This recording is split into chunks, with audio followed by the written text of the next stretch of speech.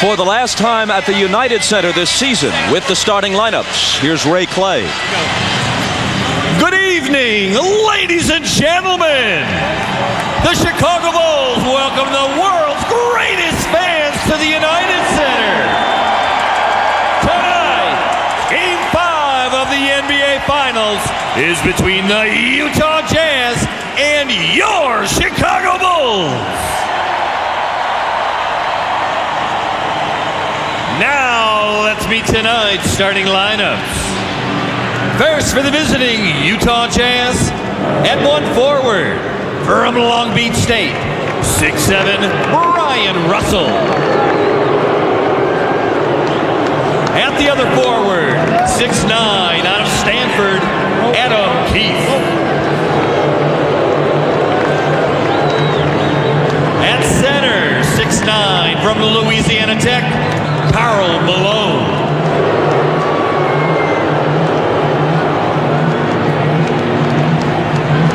At one guard, 6'1", out of Gonzaga, John Stockton.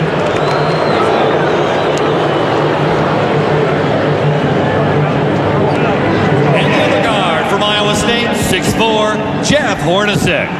The Utah Jazz are coached by Jerry Sloan.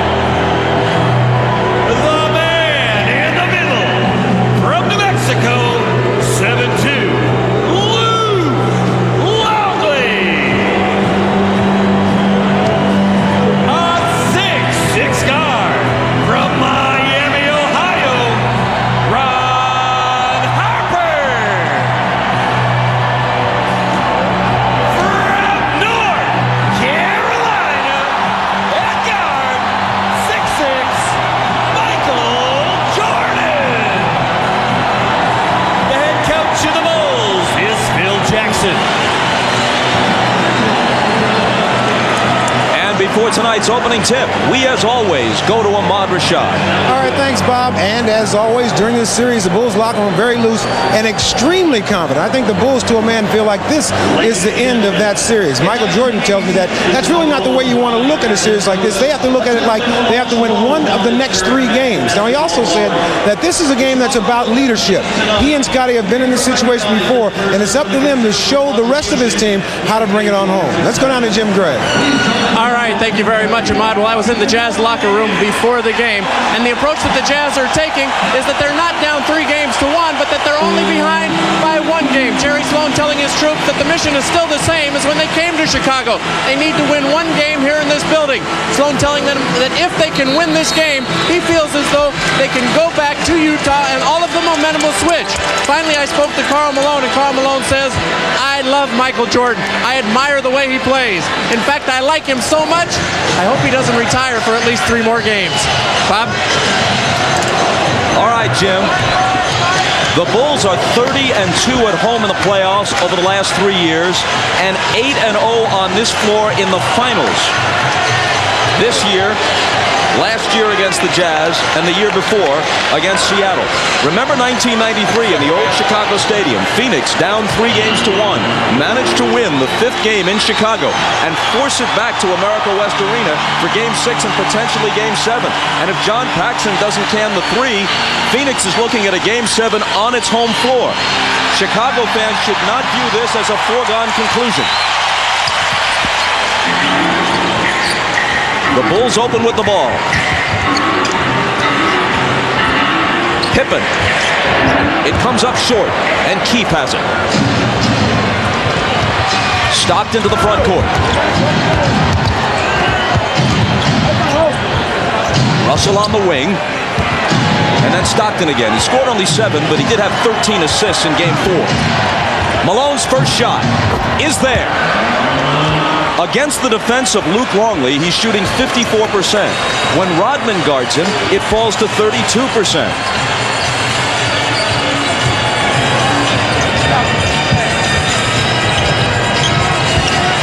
Michael's first touch. Over Russell. Can't tie it. Stockton grabs the rebound. They've got a 3-on-1 if they hurry with only Kukoc back. And it's Keith to finish it. Bob, great start here for the Utah Jazz. 2 set plays they've run, a fast break. More importantly, no second shots. 2 defensive rebounds. Utah needs to set a tone and set it right at the outset of this first quarter. Pippen's pass inside for Kukoc. And it's Chicago's first basket plus a foul. And you'll see right away when Chicago gets in trouble and they need a basket, they'll go right to the post with Jordan or Kukoc. That time they posted Hornacek. Kukoc went on the backdoor cut and beat Keith for the layup. And Keith is tagged with his first foul. The officials are Bennett Salvatore, Joe Crawford, and Bill Oakes. Salvatore worked Game 1. Crawford and Oakes worked Game 2 in Utah. 3-point play for Kukoc.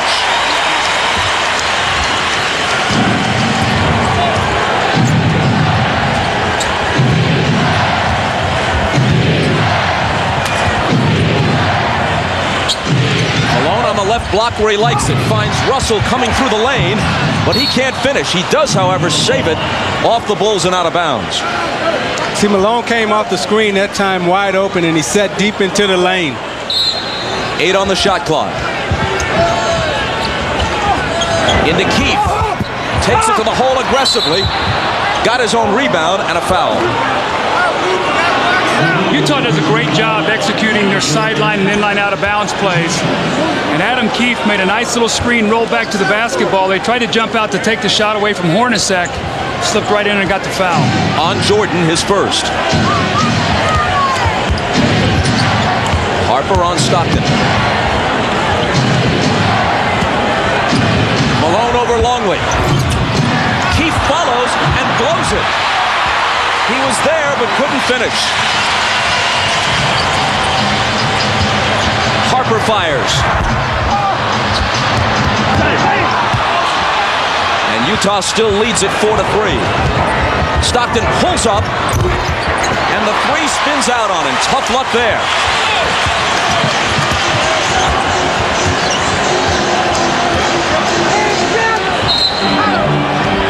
A whistle from Joe Crawford as Pippen receives the pass. Hornacek is nailed with his first. Isaiah, I thought they did a good job the other night, Utah, in running when they could and setting up. What they've got to be able to do is mix that up tonight. Not get into complete half court, not into complete running. Run when it's there, set up and execute your half court offense when you have to do that. Jordan to Kukoc. Tony with all 5 of Chicago's points, that time off a great assist from Jordan.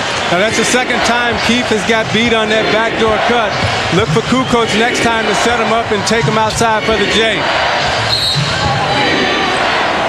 And now it's Bennett Salvatore with the call at the other end of the floor.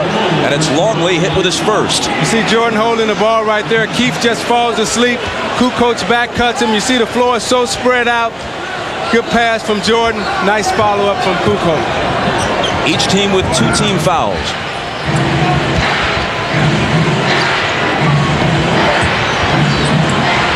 Malone again over Longley, and he hits 2 of his first 3 to echo the earlier thoughts of Bill Walton. I think Karl Malone has got to go out, if he goes out here, with guns blazing. Better to go 2 for 25 than 5 for 11 with his team down 3-1. Jordan lost it. Stockton comes away with it. Utah running. Hornacek, baseline. Can't hit it. Utah's had some good looks early and some opportunities inside, and they haven't cashed them. They lead at 6-5.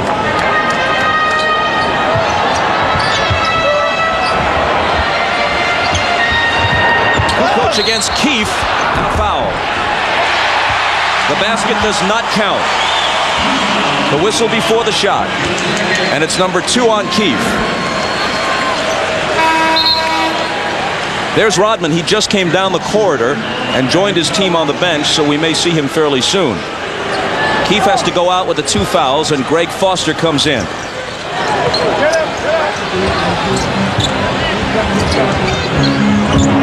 Longley has it taken away by Stockton. Russell is running with it. Instead, it's the trailer Hornacek for 3. Another good look that they don't convert.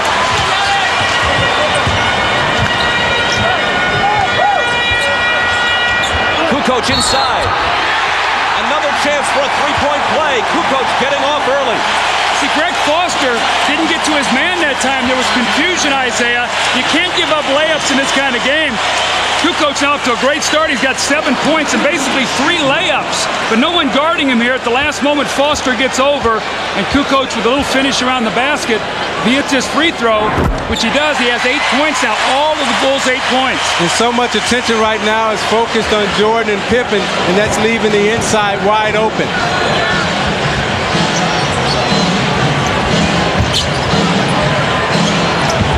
Stockton, all kinds of room. And ties the game at 8. They're getting excellent shots. They've had about 3 fast breaks that they've not been able to convert. Keefe missed an offensive rebound, and Hornacek's missed a couple open jump shots. Hornacek had a big game too. So-so at best otherwise. Longley knocked away from behind by Malone. Good defensive play. Here comes Utah. Stockton to the hoop. See, I like the way Stockton has come out approaching this game. He's attacking, he's their leader, and Utah will follow his lead. Pippen misses off the baseline, and Malone grabs the rebound.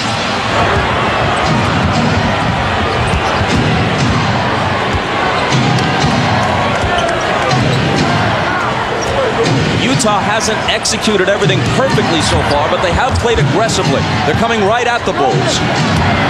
Foster had it poked away from behind, and Longley takes it. Ahead for Michael, intercepted by Russell.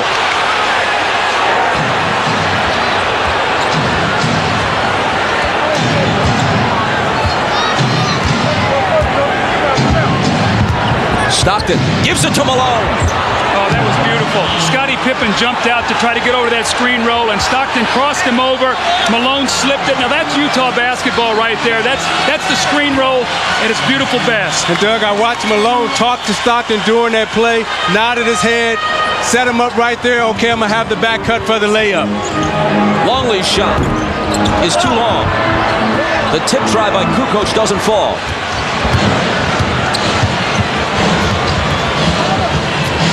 Malone, who has half of Utah's 12 points.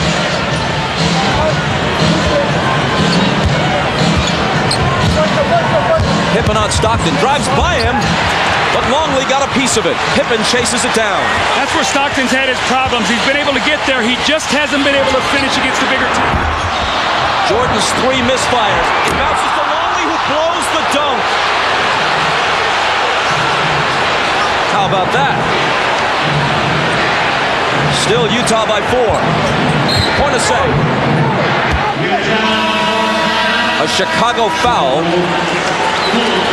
Clock stops with 5:20 to play. Go ahead, Doug. We talk about Malone and Stockton getting involved early. The great pass here for Stockton as he reads the screen and steps back and buries the open jump shot. And Karl Malone on defense. You see him with the bump, then he helps and recovers on Longley, who does not dunk the ball, which leads to this, a fast break on the other end. Stockton pushing the ball ahead. No one stops him, so what do? You bear down and take it all the way to the basket, and then Stockton to Malone, something we've been used to all season. The beautiful give and go, Malone with a dunk. And the foul a moment ago was on Jordan, his second.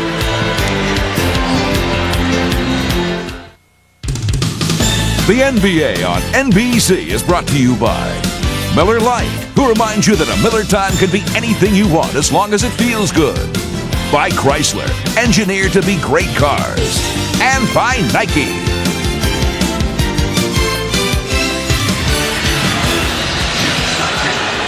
Ahmad Rashad back at the United Center. Now, just before that last timeout, you saw Luke Longley miss a dunk. Well, we talked about leadership and showing these guys the way. As he was coming off the court, all of his teammates ran out, patted him on the back, and encouraged him, realizing that they don't want to lose Luke this early in the game. Bob? Ahmad, thanks. Stockton out. Isley in at point guard. Here's Foster returning it to Malone, getting it back from him and laying it in. There was good patience in the post by Karl Malone. He took his time, backed Longley down, then made the feed back, and then gave Foster the feed again for the layup. Great patience inside. Michaels scoreless thus far. Has it knocked away. It might have gone off his foot, and it did. And Utah will have it up by 6. I sense a little anxiety, a little tightness here in Chicago. They realize the importance of this game. Even though they're up 3-1, they know the home court switches back to Utah. If Utah can find a way to win. Doug, it may be a lack of focus coming out in this first quarter, preparing for the parade and the celebration, and forgetting that you got to come out and play a game. Isley didn't see it coming, but manages to recover. Now shoots the long jumper and misses it. The rebound to Kukoc. If Utah wins tonight, it isn't just a face saver. It may be a series turner.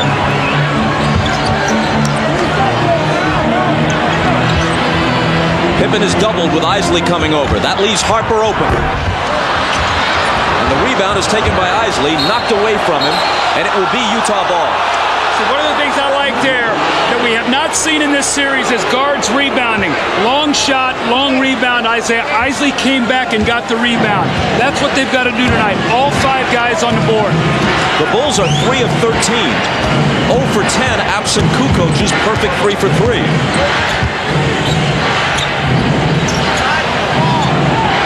Russell from Malone. Overshot it. Got his own rebound. Now it's Foster to Malone, muscling up. A second try, the tip won't drop, and Harper clears it.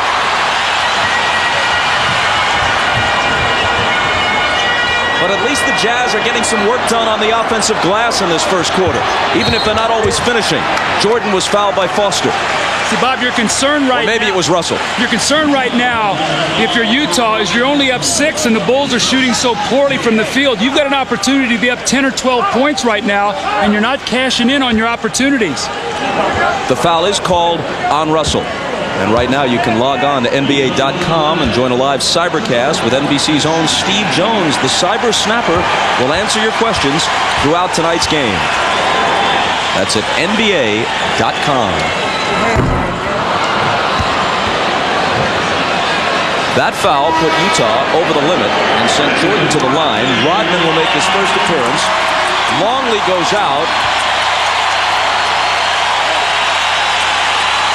Rodman has had much better success defensively against Malone than Longley has. See, I think what Malone needs to do right now to break the spell that Dennis Rodman has him under is take him to the basket right away as soon as you touch it. Be aggressive to let Dennis know that you're going to have to guard me all night, and I'm not just going to settle for outside jump shots. Jordan's first point makes it 14-9.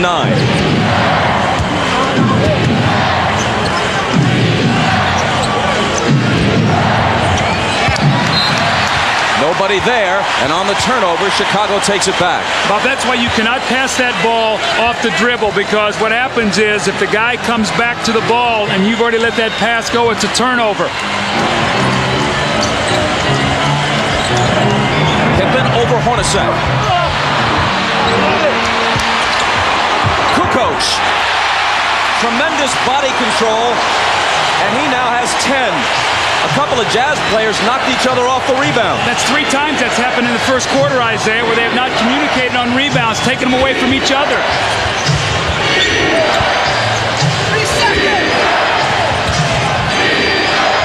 Right through Foster's hands and taken by Rodman. Kukoc for the tie. He has all but one of Chicago's points. 13 for Tony, plus a Jordan free throw. And you're watching the NBA on NBC.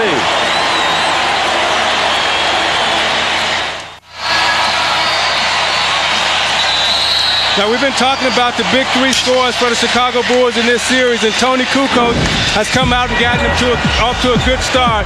You see him on the back cutter and Foster down low, and then Dennis Rodman gets his hand on the ball.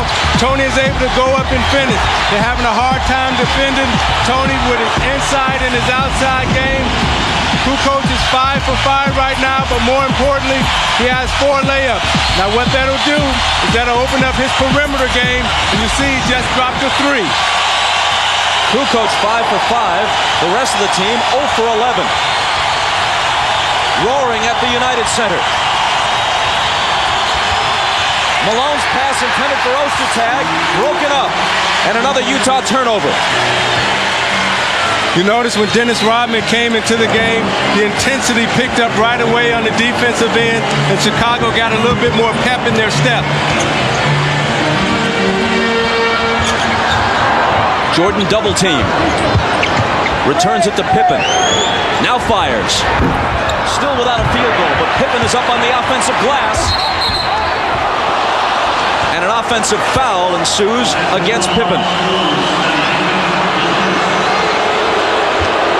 Isaiah, the last time the ball went into Malone in the post with Rodman, he's looking to pass. I agree with you. I think he's got to look to score here early. He's got to impose his will on Rodman. Take some chances. Get it to the basket. He has it against Rodman. The pass for Ostertag. And Utah again loses it.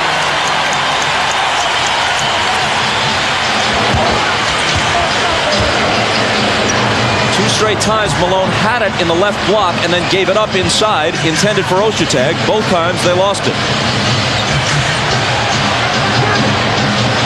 Hornacek on Pippen. Rodman hits the reverse. They're looking to exploit Pippen against Hornacek, the smaller guard. Pippen posted him up. Ostertag came for the double team. Rodman slid right behind him for the layup.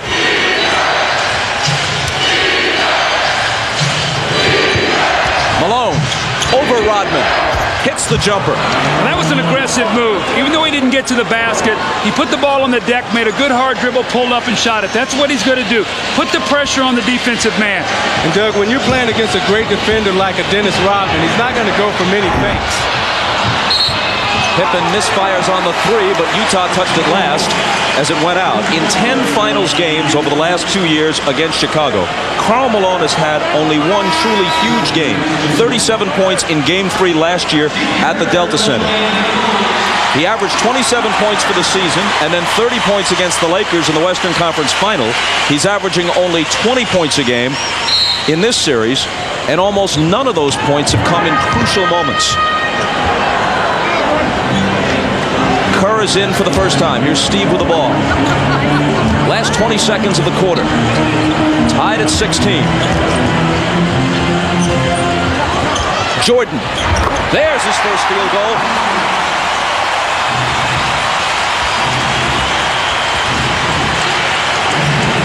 Utah looks to tie as the period draws to a close. 3 seconds. Isley to Morris, and Chris Morris with an air ball at the horn.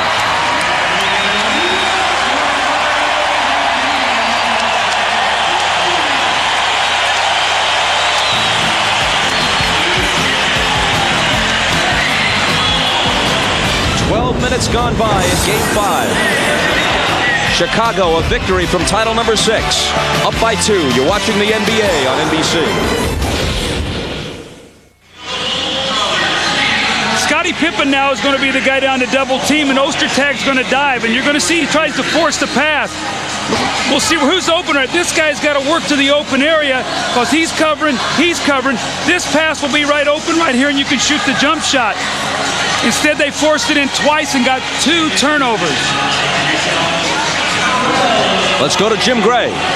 All right, thanks, Bob. During that end of the quarter, Jerry Sloan told his guys, all right, now we've had our laps. We're only 2 points down. We've turned the ball over 5 times. We've missed 4 layups. We have another laps like that during the game. There won't be any game on Sunday. There won't be any more games because the Bulls will win the championship. Get your heads in the game.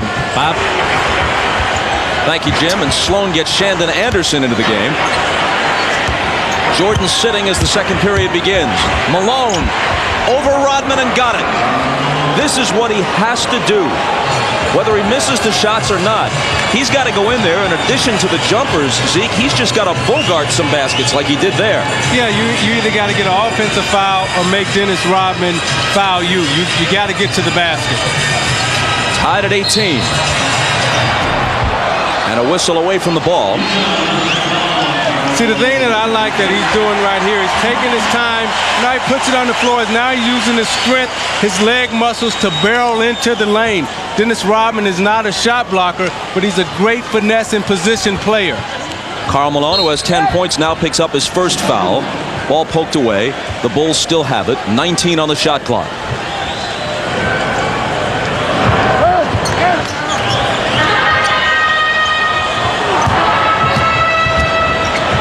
Against Morris. Isley's on Kerr. Scott Burrell in for the first time. Guarded by Shandon Anderson. Kukoc has been hot. And he stays that way. What a great up and under move. Tony Kukoc gets the defender off his feet. The little lean in, that's a tough shot. He has 15 of Chicago's 20 points.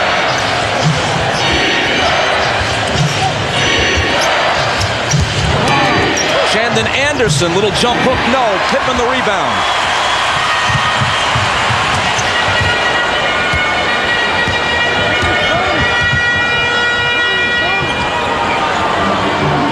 Rodman looking for the cutters.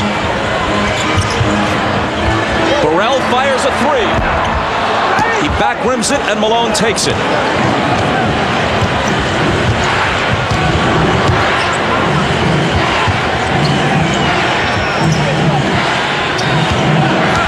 Intended for Malone, broken up and stolen by Burrell.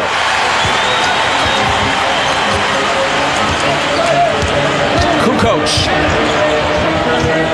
Pippen fakes the 3, takes it into the lane, but lost it, and it went off Scotty's foot. Utah reclaims it, and we step aside for just a moment.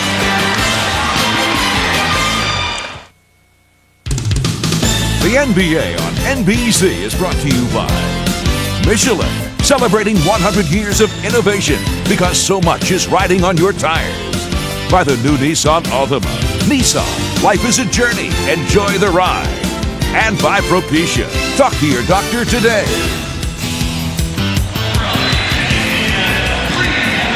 Our overhead shots are courtesy of the Goodyear Blimp Stars and Stripes, based in Pompano Beach, Florida. This year, Goodyear is celebrating its 100th anniversary and 73rd consecutive year for its blimp operation.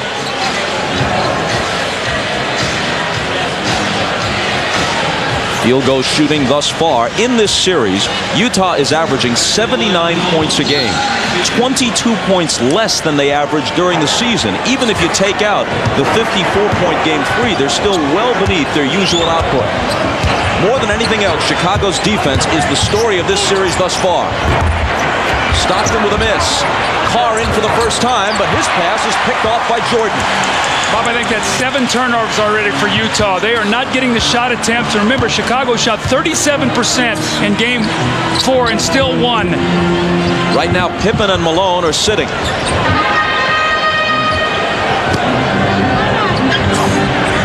Kerr from Rodman, and Steve Kerr still can't connect. He's made some important individual plays in this series, but his shooting touch has been way off.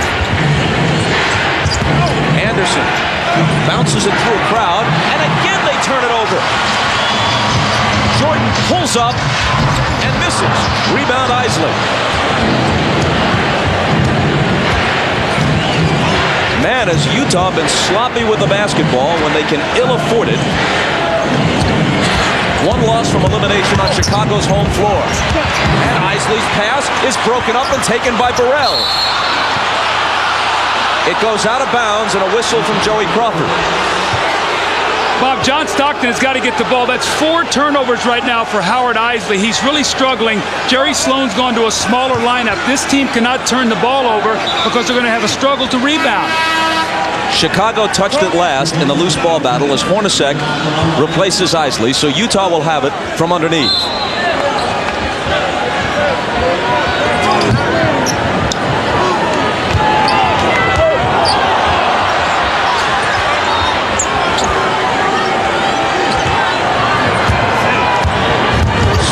Driving, reverse, can't finish it. Anderson is there and throws it away.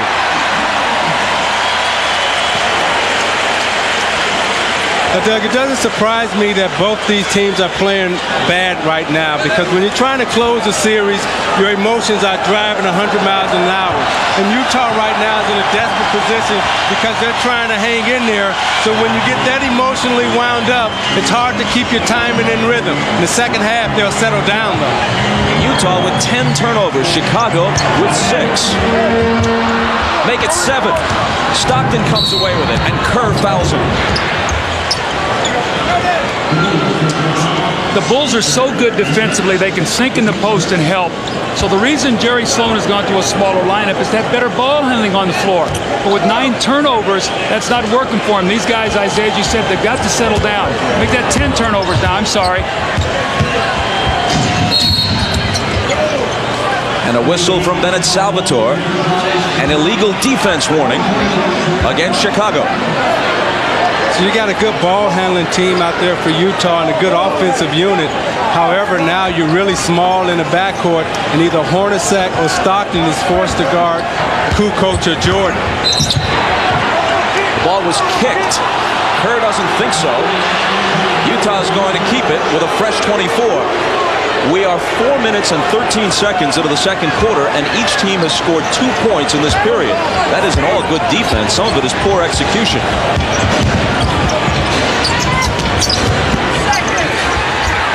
Hornacek, and they throw it away again. Their 11th turnover. If Chicago was shooting any kind of percentage at all, they'd be up 15 points right now. If Chicago's shooting poorly, Utah's not getting any shots. To call this ragged would be kind. Rodman screening for Michael, and he's bumped and fouled. It's number 1 on Antoine Carr. Carr was asked about the Game 3 blowout when they lost by 42. They asked him, have you ever been in a game like that? He said, hey, I used to play for the Sacramento Kings. Yeah, I have. Here's Burrell losing it. They just trade turnovers in a very curious second period.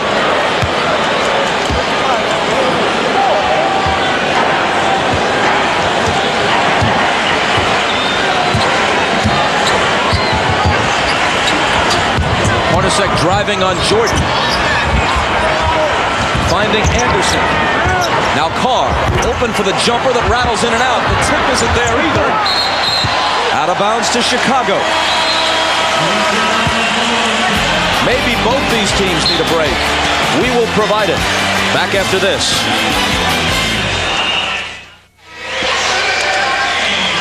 Well, the Utah turnovers tonight have really hurt them. They trail by only 2 points, but they're not getting any shots at the basket. You see the turnover by Shandon Anderson out of the corner.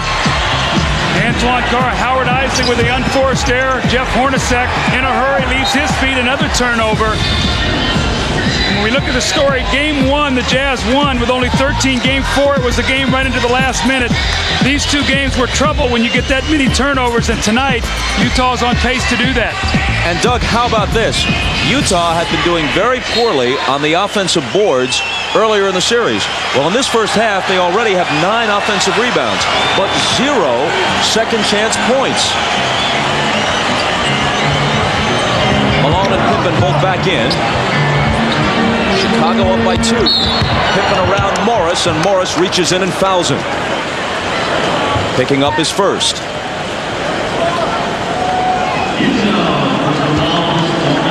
The score was 18-16 after 1. It's 20-18 almost halfway through the second. Jordan just 1 of 6 from the floor. Changes that a bit.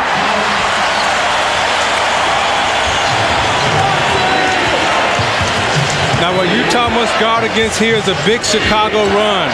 I sense that they're getting ready to try to turn on the Jets. Anderson connects on the turnaround. That's been the whole series. Anderson in the block. They go to him, and he's been able to score down there. He's been a weapon. Actually, he's been their best low post player in this series.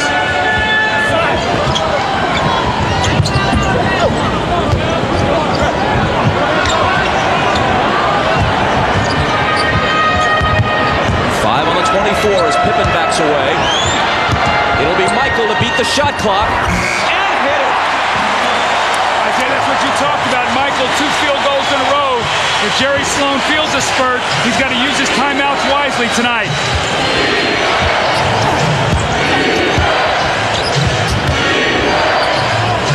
Anderson slings it into the backcourt and tack on another turnover.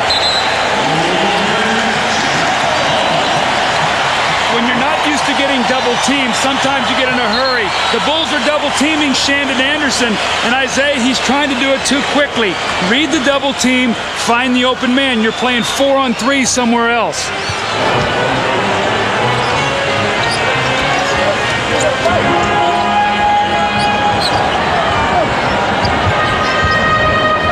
Pippen to Kerr, now he has it back. Hornacek has him on a switch. Scotty looking to use his height advantage. But Hornacek's all over him. 3 on the shot clock. Pippen, a lunging shot that is no good. And the rebound is taken by Stockton. Pushing it up the floor, bumping with Pippen. Dealing to Morris, who was fouled as the shot spills off.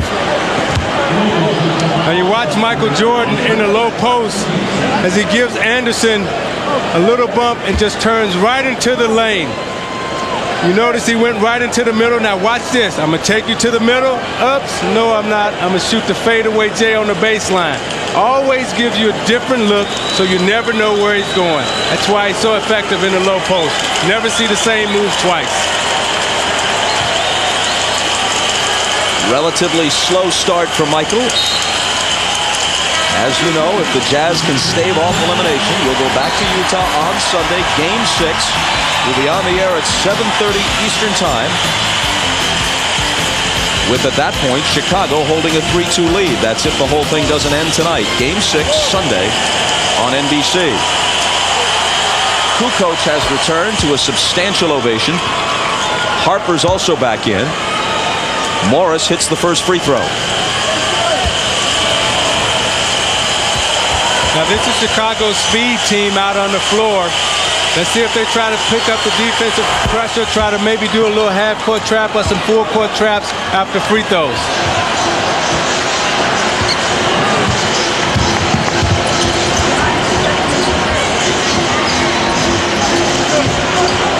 Anderson's got Michael.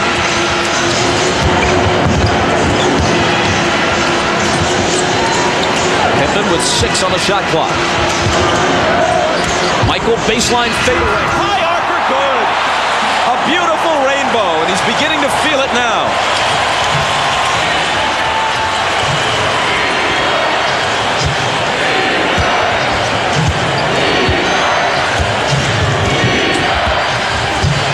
Hornacek in traffic, tough shot, won't fall. Rebound batted around and finally taken by Kukoc. If Utah scores, if Chicago scores, I take a timeout. They don't as Pippen misses the 3, but it's out of bounds to the Bulls.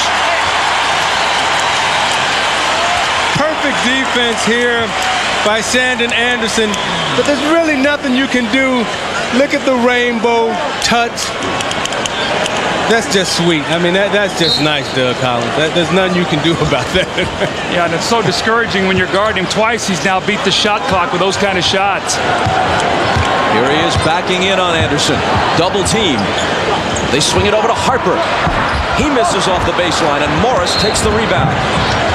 There's a whistle in the backcourt as Rodman and Malone were entangled, and it's number 1 on Dennis.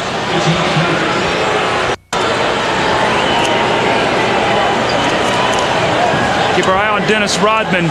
He just grabbed him. Not a whole lot there. He just sort of grabbed him by the waist. I thought Malone tripped Dennis Rodman right there. Sure looked that way. I think he grabbed him at the waist, and then I think he tripped Rodman. I think that was the second one.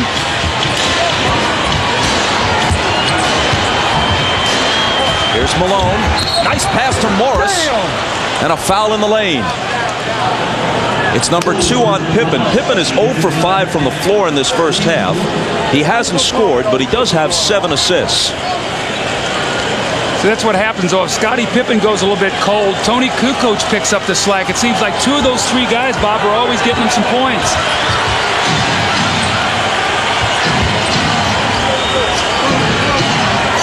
Hornacek behind Malone's screen. Got it. See, I like what they're doing there. Instead of having Stockton in the screen and roll, they got Hornacek on the screen and roll because Hornacek can come off and shoot the jump shot. And Bennett Salvatore says, hold on. So they're trying to get Hornacek involved. And they're running a little screen and roll here. Jordan gets caught up on the screen. And Hornacek can pull up and hit that little J right in the mid-range area. Hornacek, meanwhile, just committed his second foul. Each team has 4 team fouls. Each will be over the limit with their next one. 3:10 to play. Anderson poked it away, but Chicago keeps it. Did you see Michael Jordan? He said, throw to my outside hand, my left hand, not my right hand. He'll pick that one off, which he almost did. Malone still not getting much help from Stockton and Hornacek. Here's Pippen. Doubled. Finds Michael, who is stripped, and Hornacek takes it. Ahead for Malone. Rodman racing back. Malone slams it. Malone gives Rodman a shot, gave him an elbow after the play, and Billy Oaks saw it, Bob. Hey, but you know what, Doug?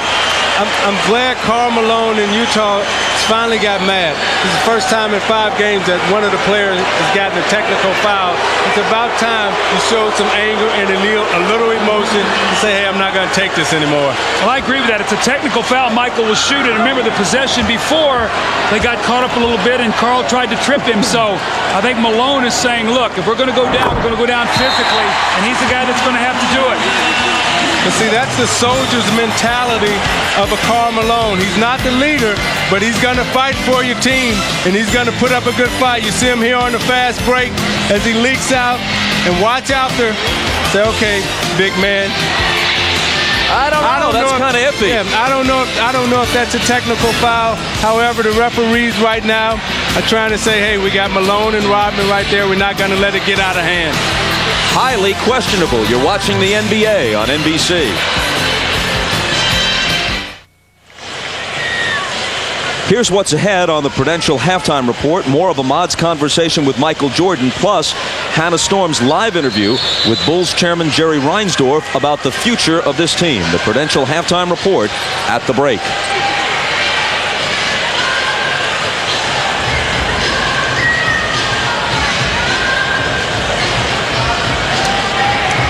Well, you see Malone going in here for the fast break. And Ahmad told us it actually looked worse with the naked eye than it does in this replay. And I think the officials are trying to get control of this game right away. I don't think I would have called that, but if you go back to the last play with Malone and Rodman getting tangled up, and now this play, you see the officials are really trying to keep a tight lid on it. Let's go over to Jim Gray. All right, Bob. Jerry Sloan asked Karl Malone during that timeout, was it a foul? He said, no, that's a bad foul. As we watch Michael Jordan go in, fouled by Shandon Anderson. He said, that's a bad call. I didn't even get a good shot in. Bob? Thanks, Jim, and nice job covering the play-by-play in the meantime. Jordan hit the technical a moment ago, which gave Chicago the 1-point lead. Now he has a chance for a 3-point play, and he scored 12. Remember now, Chicago loves to spurt at the end of quarters. This is going to be a 4-point little swing here, a technical, and then a 3-point play. Right now, the Jazz, poise and patience, execution. They can't let the Bulls push it up to 6 or 8 here.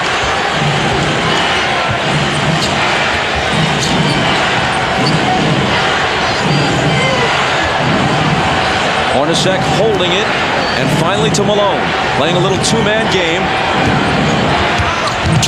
Now Stockton, off Malone's hands, stolen by Jordan. Pippen on his right, Morris is back, Scottie is fouled.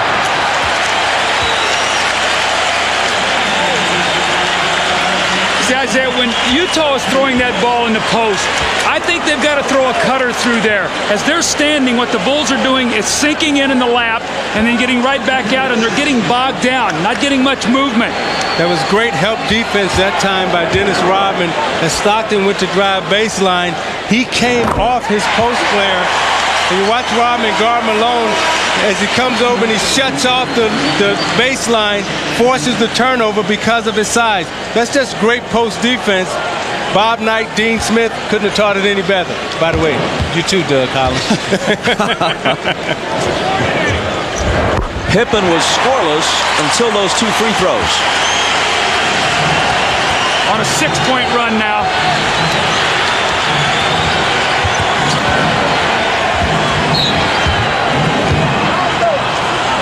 In the lane, Rodman is hit with a foul despite his protest. You know, when the games are as low scoring as these games generally have been, each basket, each difference in the score takes on a disproportionate weight. A 6-point lead in a game that's 32-26 with 2 minutes to play in the half seems kind of big.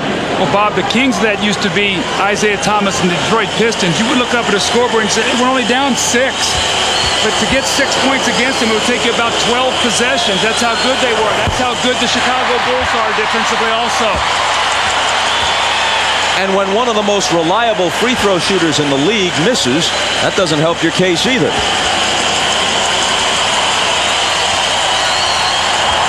Has Chicago played great defense? Absolutely. Has Utah missed open opportunities? Yes. Hornacek fails to hit either one.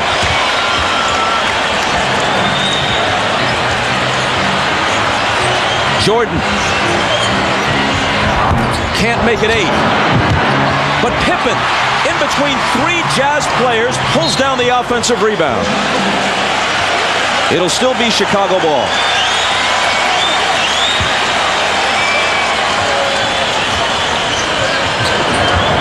Looking to open it up before halftime. It's Michael slipping, regaining his footing. Pippen knocked away, out of bounds to Chicago again.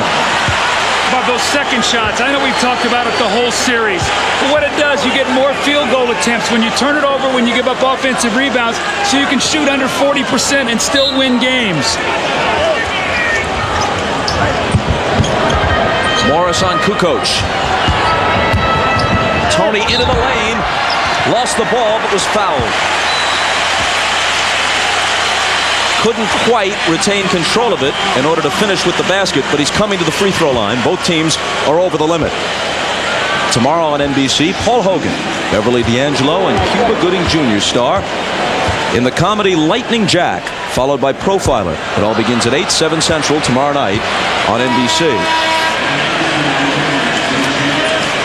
Utah's got to pull out now a play that's a go-to play for them. They need a basket. Whatever they can do, whether they get to the free throw line, make their free throws, they've got to get a play here that they can execute and get a score. Kukoc misses 2, so he's stuck on 15 points for the moment.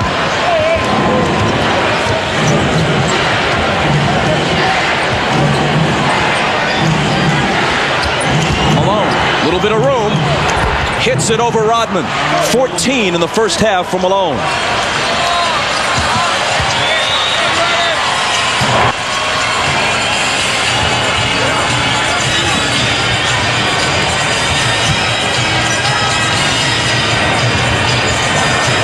Hornacek poking at it, but can't take it away from Pippen, and now Scotty wheels to the basket and hits off the glass with the left hand.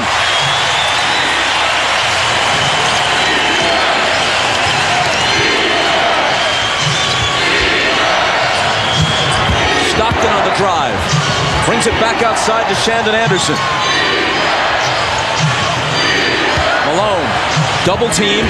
Stockton, 3 seconds to shoot. Got to get it off. Air ball, 24-second violation.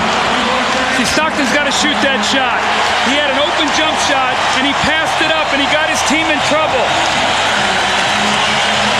Trying to drive on the baseline, and there's too many trees there. It's tall timber. Can't see out of it. Got to take those open shots when they present themselves.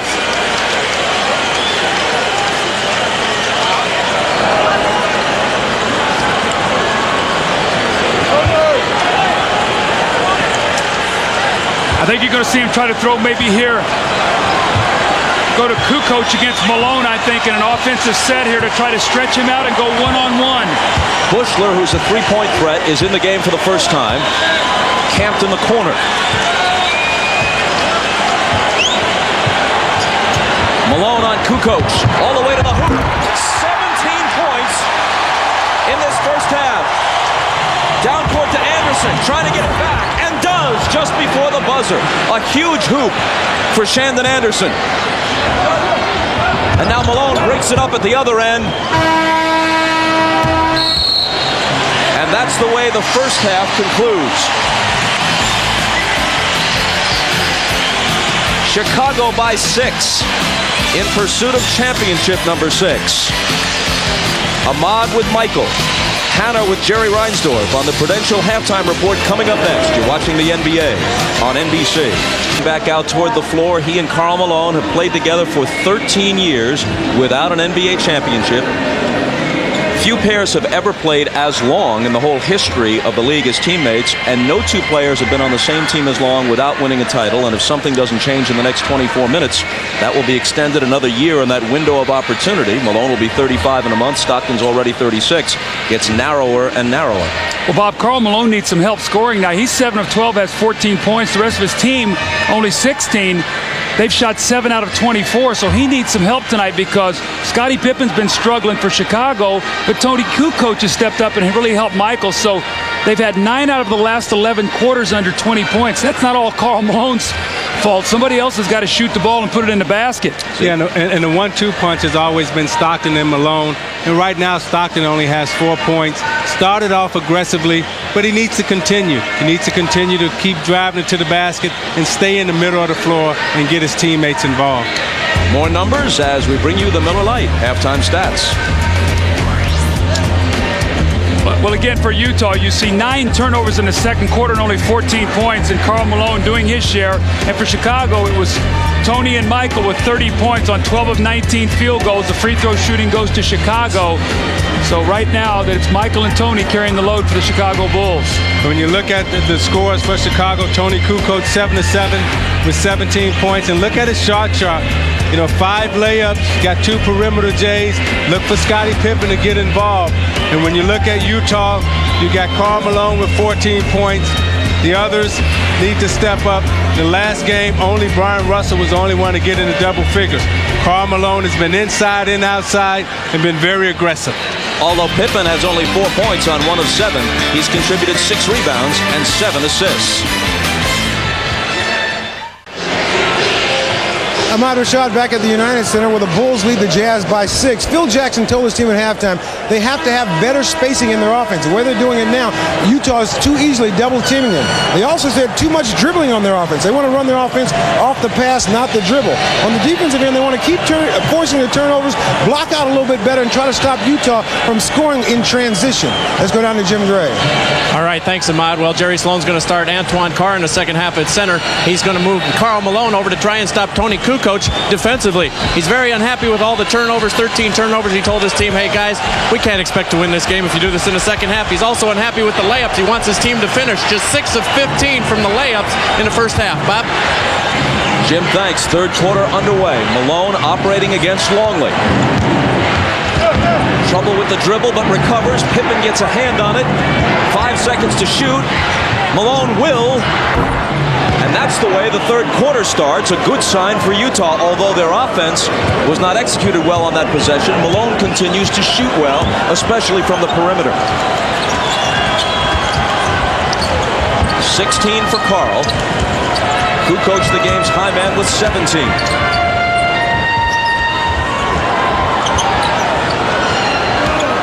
Driving on Malone. Dishing to Longley, who can't hit, and Russell has the rebound. See, Antoine Carr's in the game. He's playing Longley, and he can also make open shots.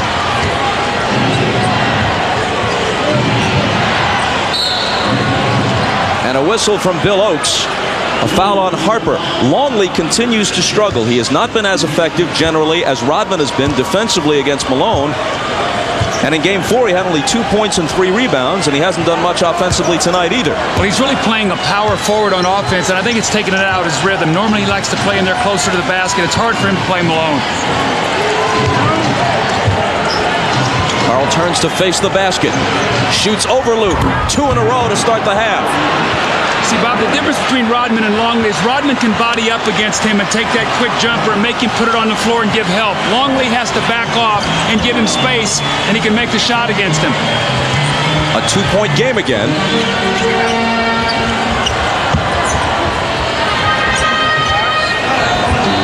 Harper left alone for 3. That was a big shot for Ron Harper. You see how he felt after he made it, because now that stretches the defense, and they have to be honest inside with Hornacek guarding Pippen. Harper's first basket of the night. Coming just when Utah was making some headway. It's Malone again. Inside of Longley. 6 quick points for him at the outset of the third. That was great spacing and great patience, and Stockton with a little lob over the top when Longley fronted in the post. Malone has 20. Responding in Game 5. Russell on Jordan.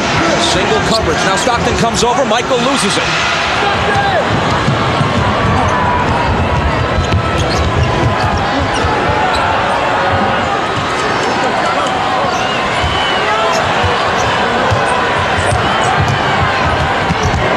Carr in the lane. Left hand, got it. A 1-point game. Now remember, Kukoc has trouble with power, Isaiah. Remember in the Indiana series with Dale Davis, Antoine Carr can give him that presence. He can score. And Carr is a great offensive scorer, and he can get hot and get in a rhythm. He's one of the great streak post-up players in the game. Jordan on Russell, into a crowd, dishes out to Kukoc. He is just on fire, and intermission did nothing to cool him off. Well, how often have we talked when Tony Kukoc gets off to a great start, he gets great rhythm in his game, and that's been the case tonight. He's 8 for 8.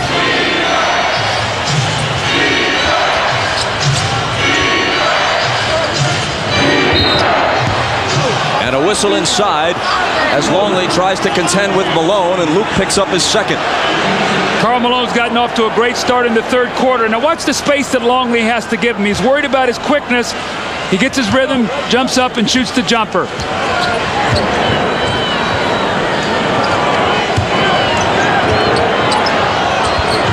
They go back to Malone. Backing in on Longley. Looking for help. Now shooting one off balance, and he gets the roll on it to bring Utah back to within 1 and give himself 22.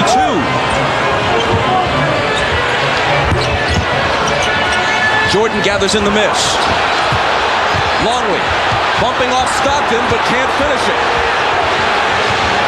Back comes Utah with a chance to take the lead. Hornacek for 3. Off the front of the rim. Knocked away from Harper by Stockton, but a foul on John. It's his first. Now you watch the steal on the other end by Stockton. Longley has a tendency to bring that ball below his waist, and when you bring it down there, those little guards like Stockton and myself, we like to get down there in vulture territory.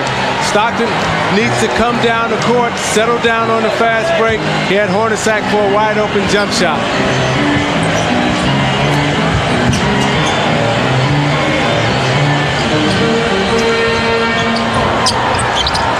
Jordan with 8 on the shot clock. The fadeaway isn't there. Rebound to Stockton.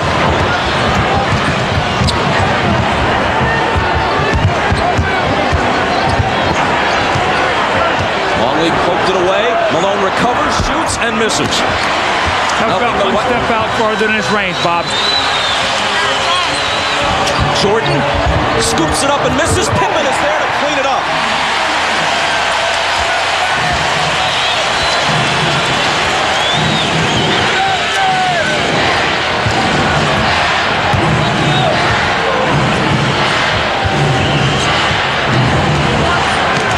Malone again. Count it and 1.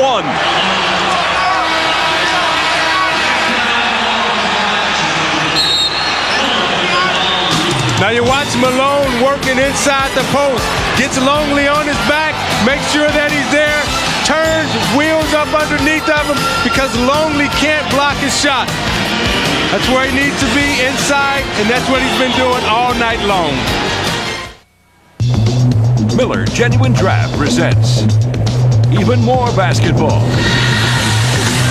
Karl Malone has been sensational tonight. You see him with a great pull-up move on Rodman, having success against Rodman tonight, taking the ball to him. 2 scores there, and then Luke Longley steps out and shoots the jumper. Once again with the open jump shot. The front in the post, the lob over the top. And Karl Malone has been terrific here tonight, keeping his team in the game. You see right now Luke Longley, he's 7 for 12 against 10 for 14, but Dennis Rodman 4 of 6 for 8 points. Remember the other night he only had 2 points against Rodman. And in recognition of this look inside the game, Miller Brewing Company will donate $1,000 to the Thurgood Marshall Scholarship Fund.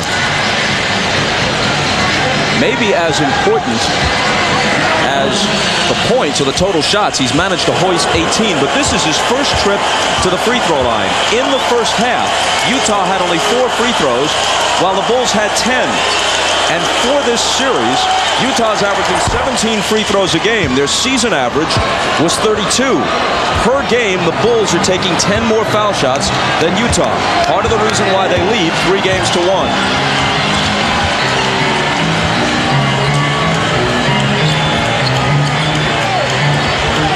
Kukoc working on Malone. And loses it to Karl.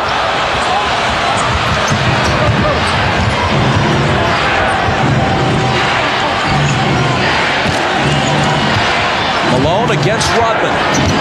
Utah looking for the lead. Stockton to the basket, and Utah in front. Stockton took a tumble, but he's okay. That was a very physical series. Antoine Carr gave Rodman a shot. Stockton went in for a layup, and he got a shot upside the head on the fall. Pippen misses the 3. Hornacek back the other way. He pulls up and gives Utah a 4-point lead. Antoine Carr has really helped this team. He's given them another offensive player. He's given them a physical presence outside. This is the best rhythm they've been in all night long, Bob.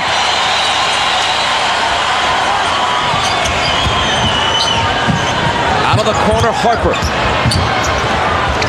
Tough shot. Can't hit it. Rodman chases the rebound down. Stockton knocks it out of bounds. It belongs to Chicago. Utah has outscored the Bulls so far in the quarter, 17-7.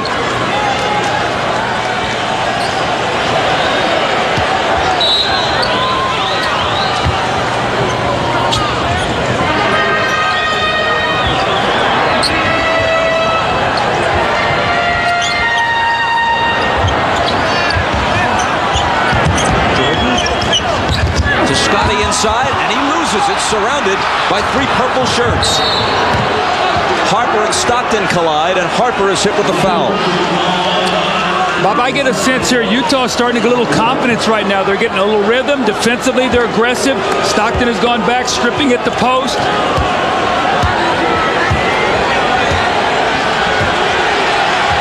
Harper with his shoulder in Stockton's back, and they call the foul.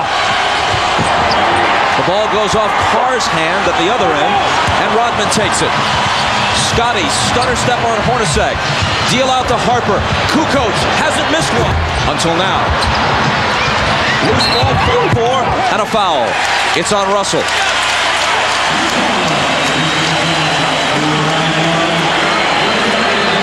It's his second.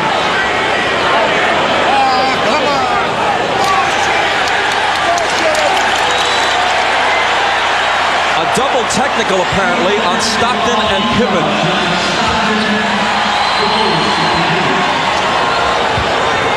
No shots are taken. Double technical, Stockton and Pippen. Scotty inside, and an immediate whistle.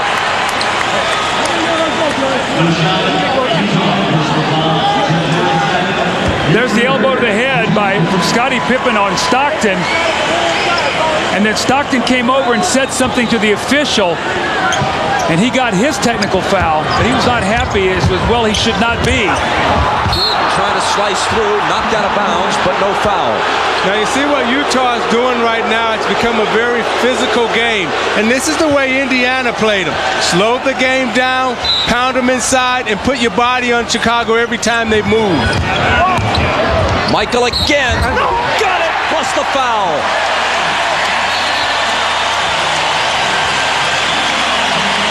That's his first basket of the second half. It's the third foul on Russell, and Michael has 15 for the night. Now Jordan, sensing the physical play, will go inside, try to get to the basket, knowing that the referees now will send him to the foul line, and he'll try to use Utah's aggressiveness against them. And now another double technical. Hornacek and Rodman each slapped with a T. See, that's why you saw the technical foul early on Malone, because when a game like this, as tempers start to flare, these officials say, we're going to try to get this under control. And that's why you've seen the multiple technical fouls here, the double technicals in this quarter. Jordan completes the three-point play. Utah leads it by 1. And the whistle blows again. Man, can they call it any tighter? The officials are really taking charge here in the third quarter. Bob, here's my concern right now if I'm Jerry Sloan. John Stockton's played almost 8 minutes this quarter. Normally he's resting by now. Isley really struggled in the first half. He's got to buy some minutes for Stockton here, but he's got to be concerned about what Isley's going to do when he comes in. The foul was Jordan's third. Let's watch it.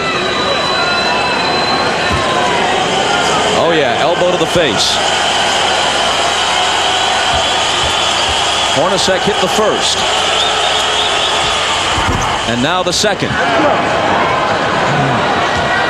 The Bulls are over the foul limit of the quarter. Utah will be with their next one.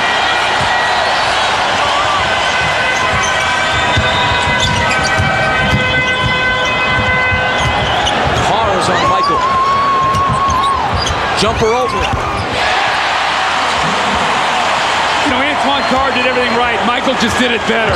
Kept him in front of him, had a hand in his face. That's why he's the greatest player in the game.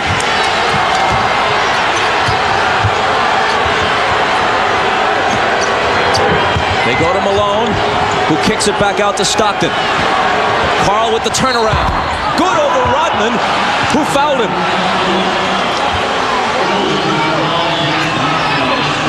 Now you watch Michael recognizing the mismatch. He'll take Carr off the dribble, give him the step back, gets his momentum going backwards, then he falls into the J. When is Jerry Sloan going to rest John Stockton? That's going to be critical in this game, Bob. If I'm John Stockton, Doug, I don't come out of this game. I say I'm going to play it out. I'm fighting for my life. Don't take me out right now, coach. Malone on his way to his best game of the series. Has scored 26. His team is up by 4.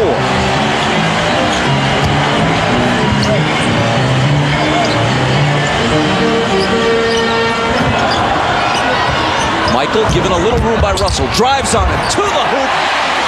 And he's got 20.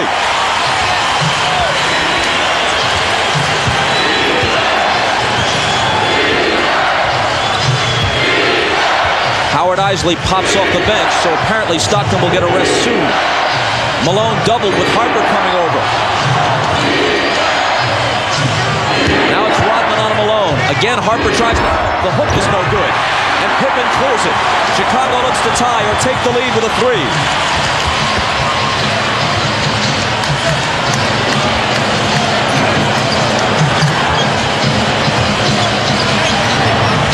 Jordan can't tie it. The line drive rebound to Russell.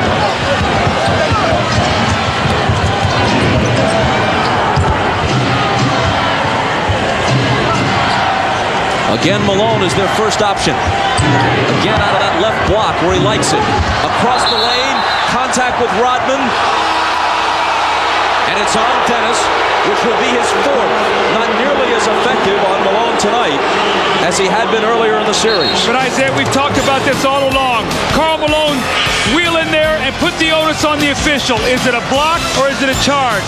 We call the foul on Dennis Rodman. Jerry Sloan likes this call. Karl Malone is going to shoot 2 free throws. 2:31 to play in the third. Utah by a basket.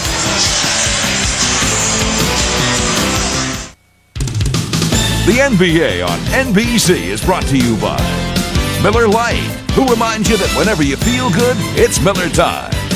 And by Intrigue by Oldsmobile, a sophisticated twist on a sports sedan.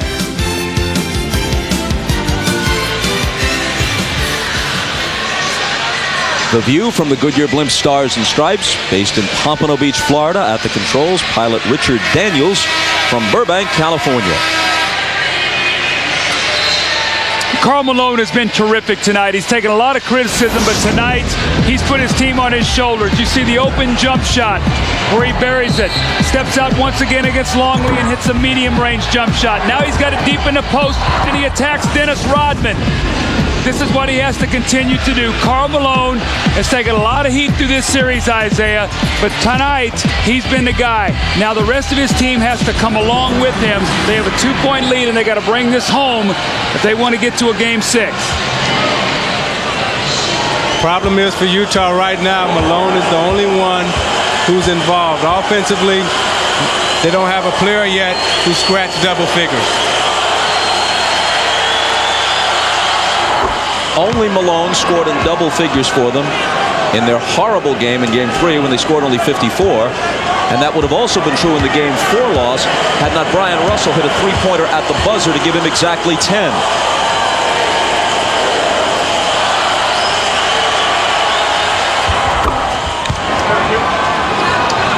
Malone makes it 54-50. Rodman with 4 fouls on the bench. Stockton also resting for Utah.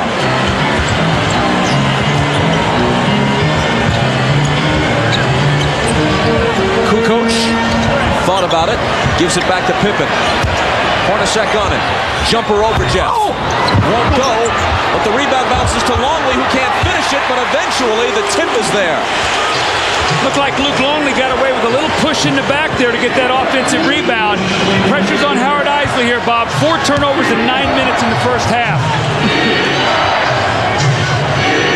After playing so well earlier in the playoffs and in Game 1 of this series. Malone. He continues to carry the Utah Jazz as they try to stave off elimination. Malone has 30.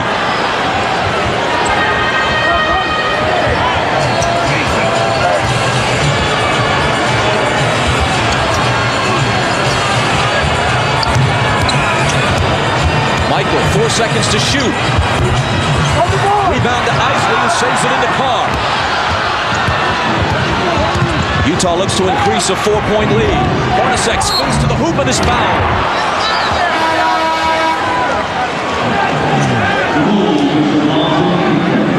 Now you watch Malone in the post.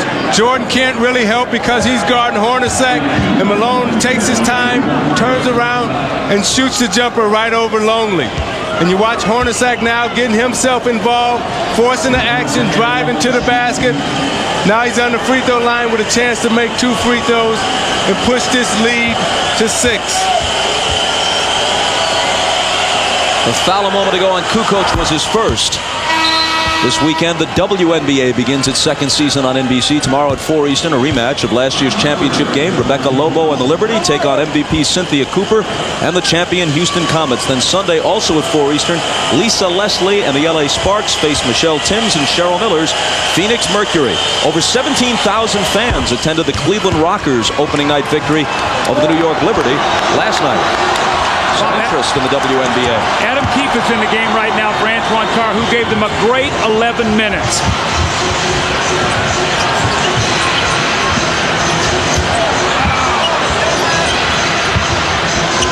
Pippen, catch and shoot, and it spills off into the hands of Keefe.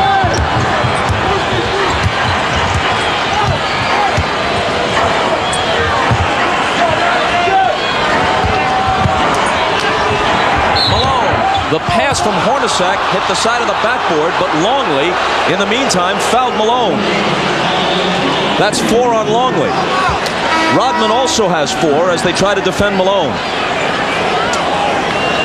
Well, Utah was very fortunate here because this ball hit the corner of the board.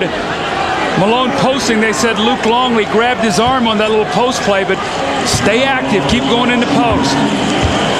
Now, this is when Chicago really gets in trouble because with Rodman with 4 fouls, Longley with 4 fouls, they become very tentative.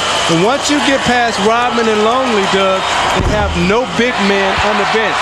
This is, again, where the loss of a Brian Williams or a Jason Caffey may come into play. The first one rattles out on Carl. Muttering to himself, as is his style, before releasing it. 1 of 2.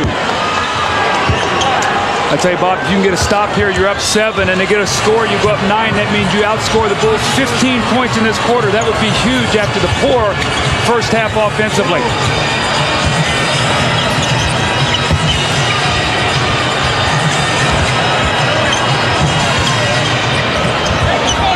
Five on the shot clock. Kukoc for 3. How big is that?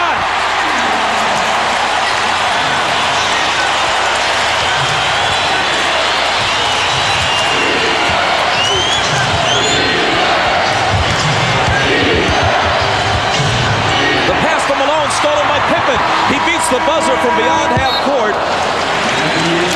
And despite Kukoc's 3 near the end of the period, it's still a huge quarter for Malone and the Jazz, down by 6 at halftime, up by 9 as we head for the fourth quarter. Meanwhile, Toni Kukoc with 22 points already has a career playoff high. We're back after these words from your local station. You're watching the NBA on NBC. This copyrighted telecast of the National Basketball Association may not be retransmitted, reproduced, or rebroadcast without the express written consent of the NBA.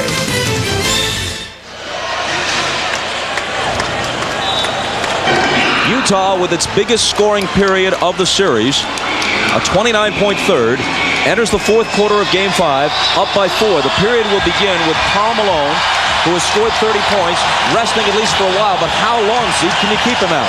If I'm Karl Malone, I would stay out about a minute, and then I'll go back and tell Jerry Sloan, put me back in this game, and I'll finish it off. Because right now they have the pace and the rhythm of the game the way they like it. It's a slow game, and you're not going to expend too much energy in this type of game.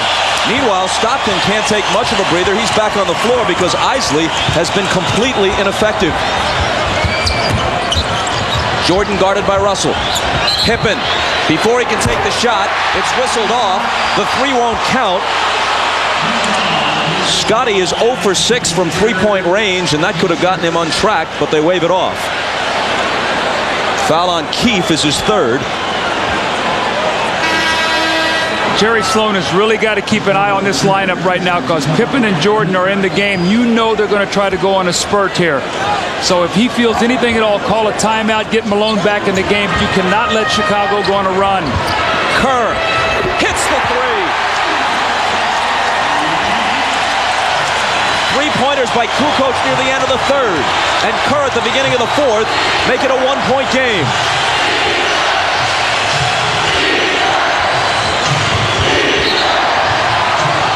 And a foul apparently on Michael. And if so, that's 4 on him. Bob, how do 2 possessions change the game so quickly? Utah in control, up 7, back-to-back 3s, make it a 1-point game.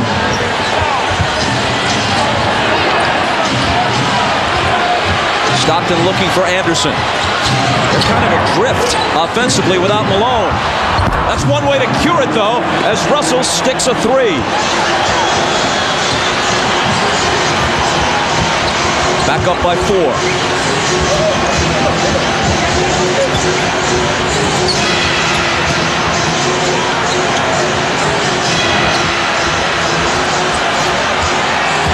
Michael into the lane, dishes it back out to Kerr.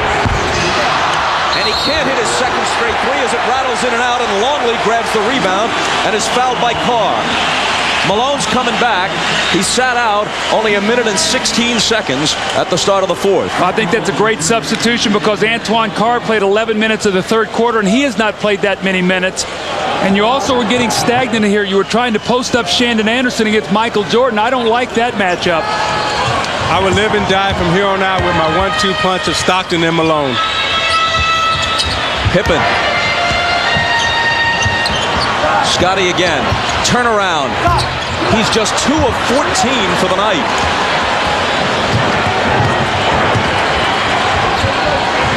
Stockton's going to have to carry the load in this fourth quarter because I'm not so sure Sloan's going to trust Isley down the stretch. It's Malone again. So now what I loved about that, Brian Russell cut through, and when he did, Longley had to step back and give him some space. When they stand, the Bulls can dig and get back to their own people. Malone with 33. Utah by 6. Scotty misses the 3. Longley cuts it to 4.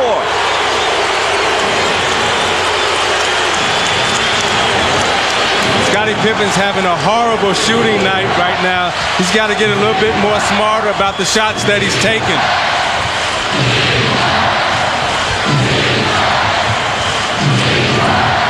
Anderson into the lane and to the basket.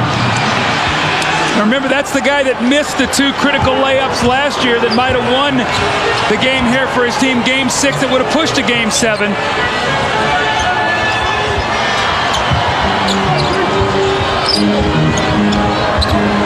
Longley finds Michael, thinks about a 3, instead spins into the lane and scoops it up, no good. Rebound out to Russell. 3 on 2 if they hurry. Stockton for the slam that somehow fell. He actually missed it, but it popped up out of the basket and fell through, luckily for him and Utah. And now the Jazz has their biggest lead at 8. Look at this. Utah's been unlucky in some sequences in this series, but not this time.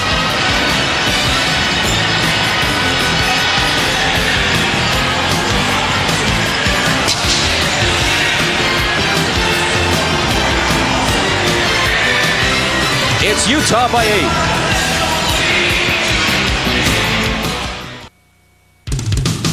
The NBA on NBC is brought to you by Bud Light. For the great taste that won't fill you up and never let you down, make it a Bud Light.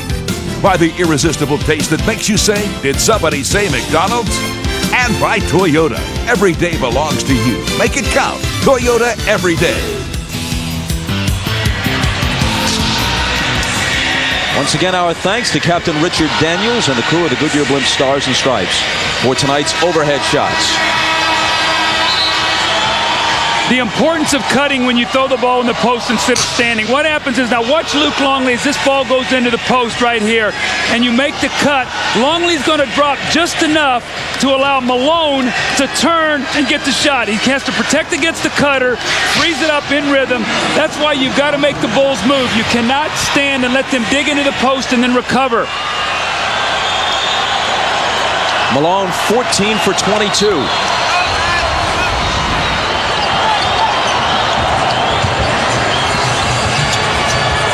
Utah as a team, an incredible 14 for 18 in the second half. Jordan spinning, popping, missing. Rebound to Malone, acting like he wanted it. Stockton playing heavy minutes at age 36. 6 points, 10 assists, 5 steals, only 1 turnover.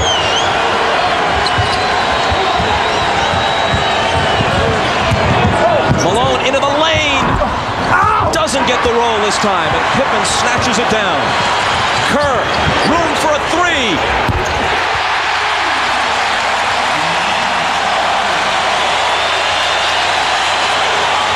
Steve Kerr hits huge shots.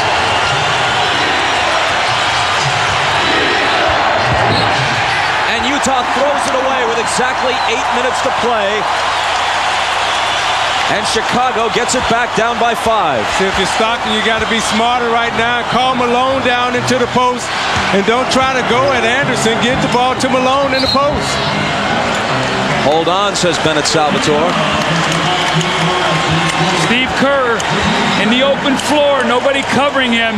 Hits the big 3. That's 2 threes now he's hit to keep his team close. Chris Morris just picked up his 4th foul away from the ball. It's Utah's 3rd team foul. The Bulls have only 1. Michael with room and knowing what to do with it. Bob, you got to go back now to Karl Malone and Stockton. They have got to carry this team right now. Michael, meanwhile, has 22.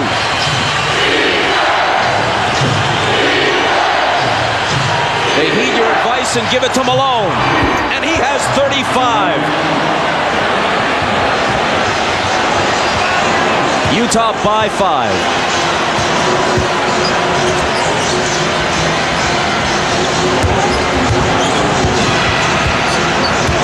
Jordan deals to Longley, who connects off the baseline. How about that shot? Luke Longley has struggled all night long and steps out, and Michael Jordan trusts him enough to give him the 18-footer.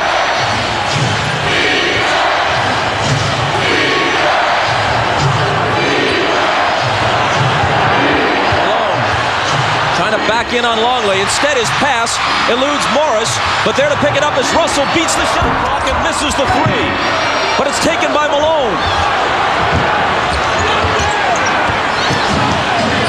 Utah with more success on the offensive glass tonight than at any time in the series.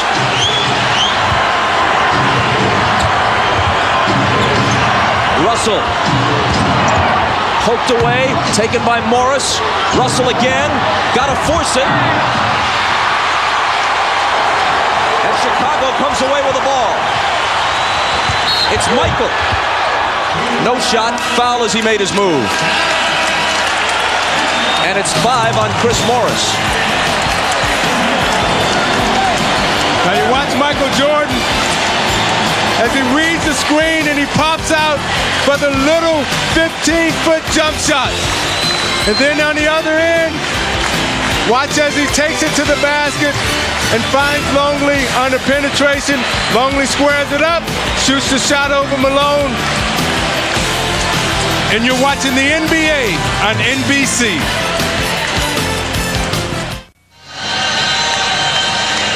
Either Karl Malone is going to personally take this thing back to Salt Lake City, or he's going to go out with guns blazing. He's 15 of 24 and looking to score every time he sees the ball.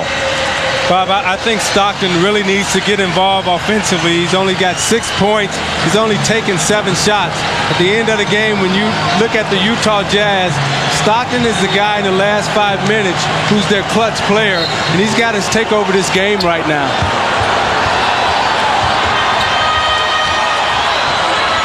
Kerr, confronted by Carr, now Stockton catches up. Anderson's on Jordan. Michael into the lane, ball knocked free. He thought he was fouled. Instead, it's out of bounds off Chicago. Let's see who guards Antoine Carr. If it's a smaller player, I think you've got to go him in the post against Kukoc right now.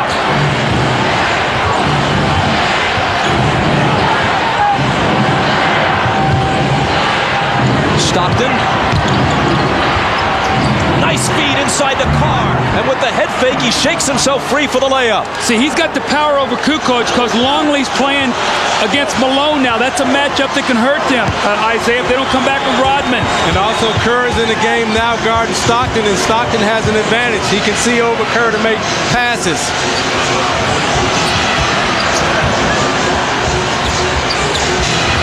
Michael with 5 on the shot clock, spins into the lane and draws contact, which will bring him to the foul line. Now the last time down, Jordan thought he was fouled. He didn't get the call here, and it led to this at the other end. Jordan understands. Stockton now can get on the baseline against Kerr, sees the passing lane for Antoine Carr.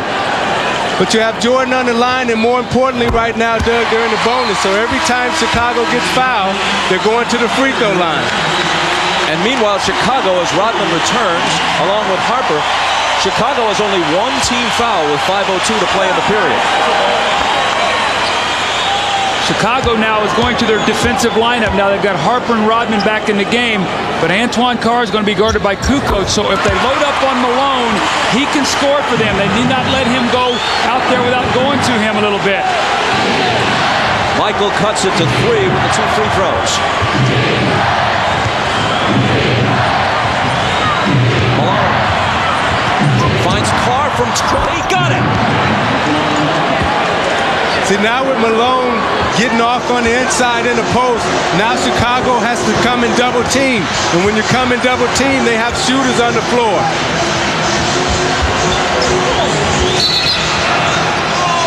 And a whistle before Jordan releases the pass inside to Pippen, an offensive foul.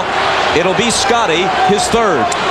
See, what Antoine Carr gives you is a big man who can shoot. So if they're going to go down and double team, he can make the 15-foot shot. Keefe can't. Foster is streaky, and neither can Ostertag. They've gone to a smaller lineup, and it's been effective. Stockton around Harper, then circling back. Running everything off of Malone.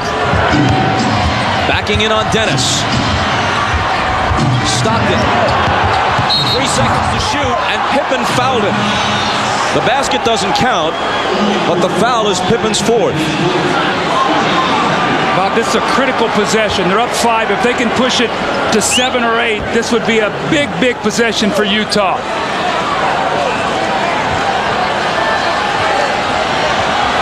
Pippen, Longley, and Rodman all have 4 fouls at this stage.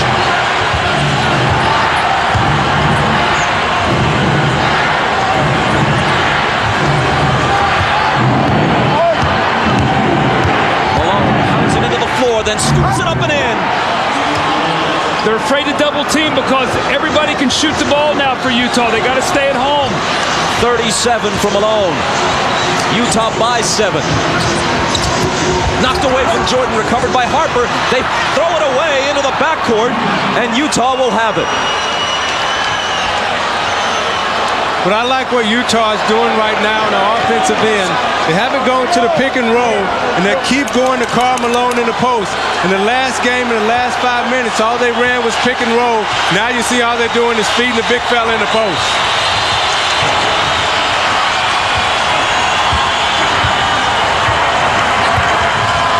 Stockton underneath to Anderson, cutting baseline, but he couldn't finish it. It's like Tony Kukoc got a piece of it at the last moment. Big defensive play.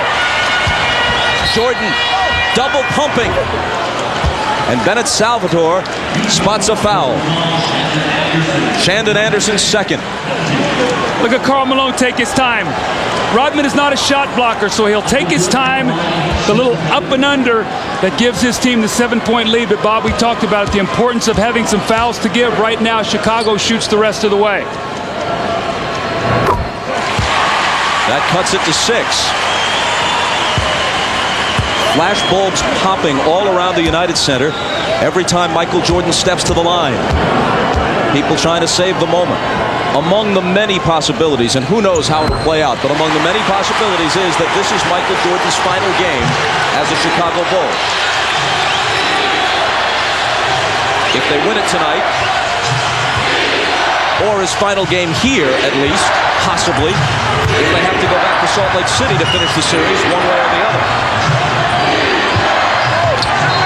Out of bounds to Utah, 6 on the shot clock, 2:49 on the game clock.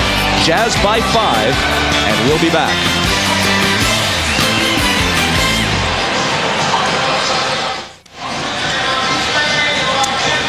Antoine Carr has been a big factor here for the Utah Jazz. In the second half, he's 4 of 4. He's given them another guy on the floor that can shoot. So now you have to honor all their players. Bob, big here, 6 seconds on the shot clock. If you're Utah, you've got to get a shot off and hopefully a score. It's 2:50 to go and you're up 5.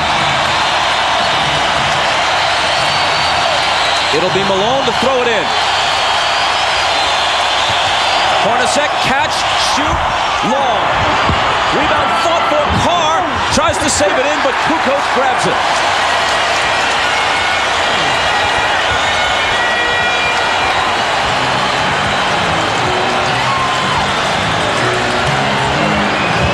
Two and a half minutes to play. Jordan's jumper is off. Loose ball. Jordan's got it. Another try. Pippen's tip. And finally, a rebound battle and a whistle as Carr grabbed it and Rodman reached around him and picks up his 5th. Now, this is Rodman's 5th foul, so he'll be very tentative. You see him fighting for the loose ball rebound. Jordan's attacking the basket, trying to get to the foul line. No foul. Rodman reaches over, ties up Antoine Carr.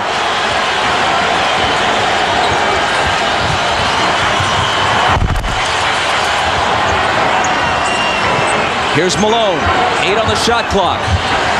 Out to Hornacek. Off the dribble. Gets rid of it to Carr. Can he hit again? Yep. He's been the man tonight. I don't know where he's been early in this series, but Antoine Carr, if they win this game tonight, will be the key factor. They're up by 7 with 1:50 on the clock. Kukoc cashes the three.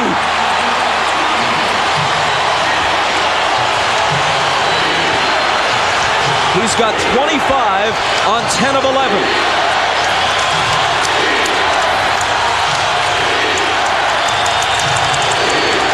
Hornacek.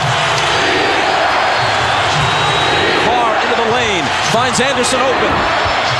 Rodman grabs the rebound.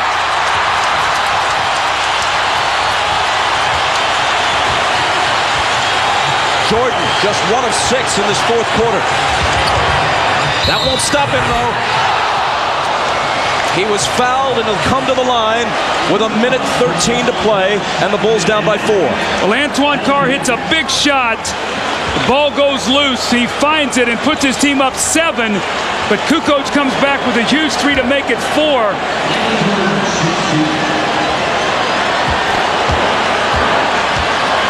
Michael's 8 of 9 at the line tonight. And this was the big Kukoc 3. Look at Malone playing so far off of him. You got to get up and put the defense on him. Make him put that ball on the floor. Nothing easy right now if you're the Jazz.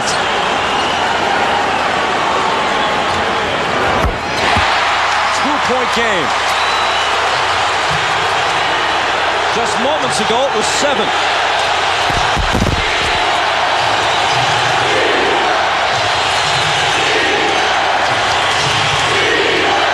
Malone from Stockton.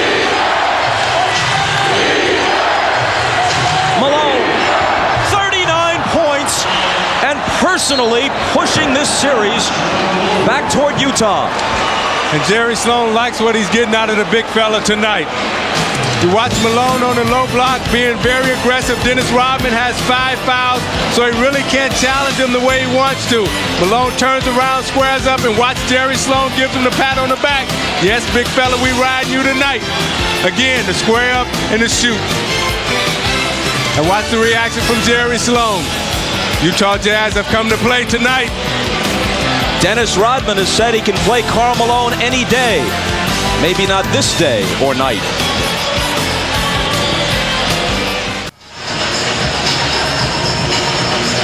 With Malone leading the way, Utah is 20 of 30 as a team in the second half. They have 50 second half points after scoring just 30 in the first 24 minutes. Now Bob Phillips substituted and put his shooters on the floor now, so he has Kerr out there instead of Harper in case they help. You got a 3-point shooter. If a shot is missed, if you're Utah, 5 guys must be on the board. No second shots for Chicago now.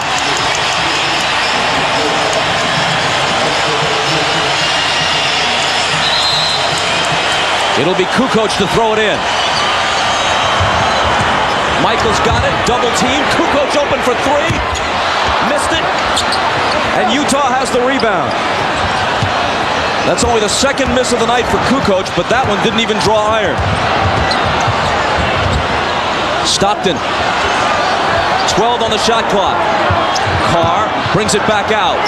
Malone will shoot it and miss it off the back iron. Chicago still has a chance.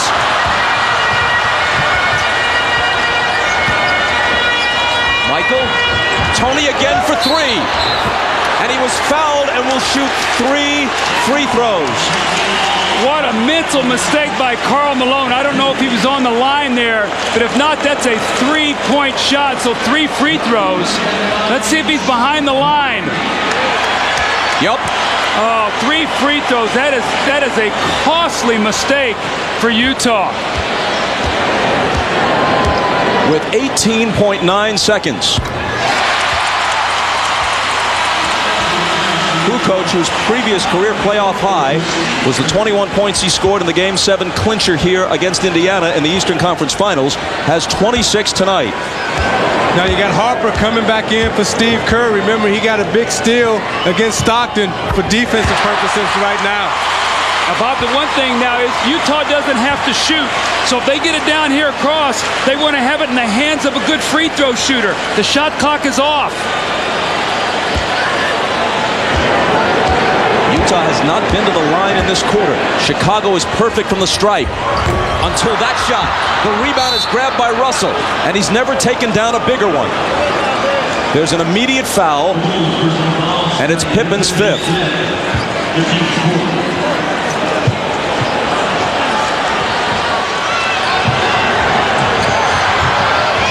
Hornacek to Stockton.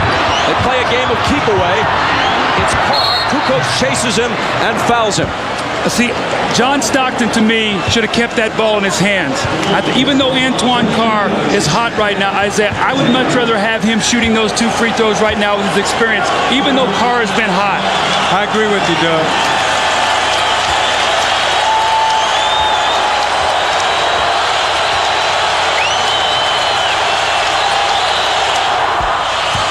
Carr steps to the line and cans a huge free throw. He's a 77% free throw shooter. 14-year veteran out of Wichita State.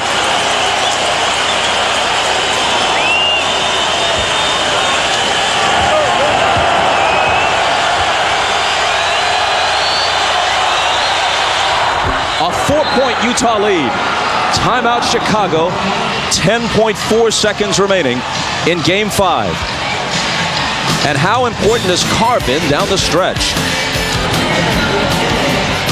This is Kukoc after missing the 3rd free throw. He had made the first 2, but couldn't make it a triple. We'll be back. On the NBC network after the game, your local news, then The Tonight Show. If the Jazz win, if you want to stay with us for post-game coverage, switch over to cable and CNBC for the post-game report. And if, as now appears likely, but certainly not a given, if the Jazz win and stave off elimination, we go back to Utah on Sunday, 7:30 Eastern Time, with the Bulls then leading the series 3-2. Game 6, Sunday night. Bob, Utah must put up some resistance here. They just can't let the Bulls get a quick one with, 2 seconds or whatever. They love to throw it in quickly to Michael, isolate, and let him go right to the basket.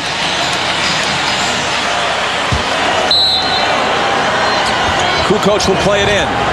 Pippen, who's had a poor shooting night, out to Kukoc for 3. He hits it! With 5.5 seconds, it's a 1-point game.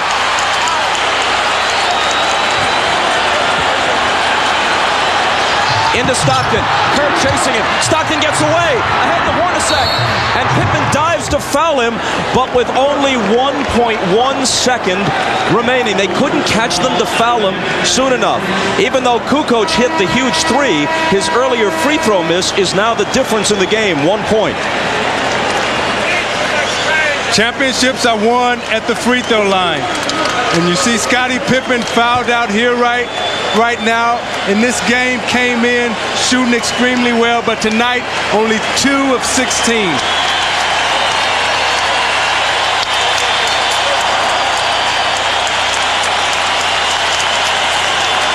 And it will be Hornacek stepping to the line. When he does, he'll go to that distinctive rubbing of the right side of his face. As some of you may know, that's his signal to his children saying hello. In this case, not saying hello and I'll be home to start summer vacation, but maybe hello and see you at Game 6 Sunday. But even if he makes them both, the Bulls will have a chance to tie with a 3. And he won't make them both.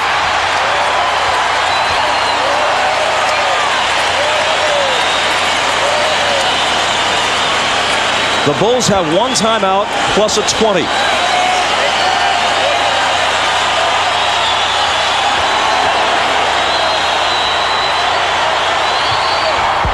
A 2-point Utah lead. Timeout Chicago. Bulls ball at half court. All right, coach. Well, that miss is deadly because what it does now is a 2-pointer or 2 free throws tie the game for you. Before you were going to need a 3, they could throw the ball in, you could take a foul, and basically the game would be over. Now you got to be concerned. First of all, you know the Bulls are going to try to get the ball to Michael Jordan or Kukoc. You don't want to give up a 3, but at the same time, you don't want to foul here either. So you've got to try to contest the shot without fouling, and under no circumstances do you give up a three-point shot. A 3 beats you, a 2 only ties you. Kukoc, who has had a spectacular shooting night and now has 30 points, is 4 of 6 on threes and 11 of 13 overall from the floor. There's the last one. See, if I'm Michael Jordan or Tony Kukoc right now, if I can get that ball and create some type of contact, I know we're in a bonus. If I don't have a clean look at it, I'm going to try to draw a foul and get to the foul line. I think if Chicago loses this game, I really think that they fell asleep at the wheel. I think they left home too early. Started celebrating, started thinking about, what we're going to do at the rally, the celebration, Michael Jordan's last home game. I think they lost a lot of their concentration. Setting Grant Park up already for the anticipated celebration. Remember, if Chicago loses this game, it doesn't just extend the series, it places its ultimate outcome in doubt. Utah's very capable of winning games 6 and 7 at the Delta Center. The whole series can turn on a dime here. Well, Bob, in our opening, we talked about this series wasn't nearly as lopsided as everybody was talking about, how many close games there were, and how many times Chicago came up with the key plays. Quickly, let's go to Jim Gray. Jerry Sloan really didn't have much to say, but what he did say, he said 3 times. No foul, no foul, no foul. Bob? Utah breaks its huddle first. Hornacek, Stockton, Malone, Russell. And let's see who joins them as the 5th. It's Shandon Anderson. What they'll do is they'll switch anything right now. So any screen, Bob, will be an automatic switch. Burrell, who's a 3-point threat. Kerr, of course, also is. Kukoc and Jordan all line up near the top of the key. Harper's going to throw it in, and Hornacek will be on it.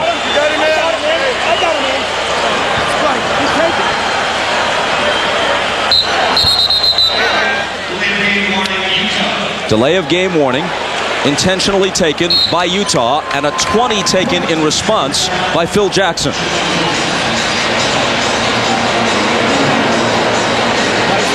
Now here's what happens. This is what you do. The reason you take the delay of game is you see how the other team is lining up. So you know what you want to do to defend it. So Phil called the 20, maybe to put another play out there to change the alignment of what he had. Now my concern here is Jeff Hornacek on the basketball. I would back him off of the ball and get him back in the passing lane, because if he throws it in and they throw back to him, you can't get the shot off. So he really is out of the play with 1.1 second. He needs to get back in the play, double team Michael, do something where you just can't let him throw in and catch and shoot, Bob. Chicago has used its last time out of any kind.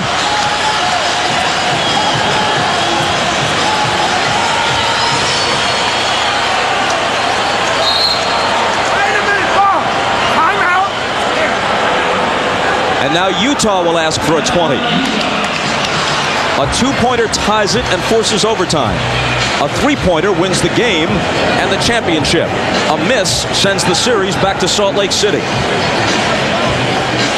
Doug, with Hornacek, if he backs off the passer, Harper is such a good passer. You don't necessarily want him to get a clean pass to Jordan or to Kukoc with no pressure. You want to try to get that ball in the air so you can possibly get a deflection. The only thing is, I don't know how big he is to be able to bother that pass. Is my only thing, Isaiah. My big concern is a guy miscommunicating on a switch or whatever, and a guy stepping out the 3 and catching it. If you back off with that kind of time, you can play 5-on-4 defensively. I understand what you're saying. It's just coaching thought, what you want to think about, what you want to do in that situation. For the record, that was a full timeout taken by Utah, but because it was a back-to-back timeout, the actual elapsed time is only 45 seconds. They put Ostertag in, Isaiah, to put pressure all over the inbounds passer. So that's a good move. Now you've got a bigger guy who can smother the passer. Yeah, you don't want that passer to get a clean look. It'll be Harper to throw it in. Looking for Kerr, and Stockton knocked it away. Now only 0.3 of a second. All you can get is a lob if they keep it at 0.3. But Jackson is lobbying for some extra tenths to be tacked back on. 8 tenths. And he's going to get something out of this. Let's see how much. 0.8. You can still catch and shoot on this.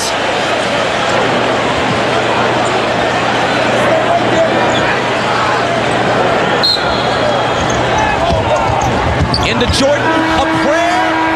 We go to Utah. Rip up the headlines. It is very much a series.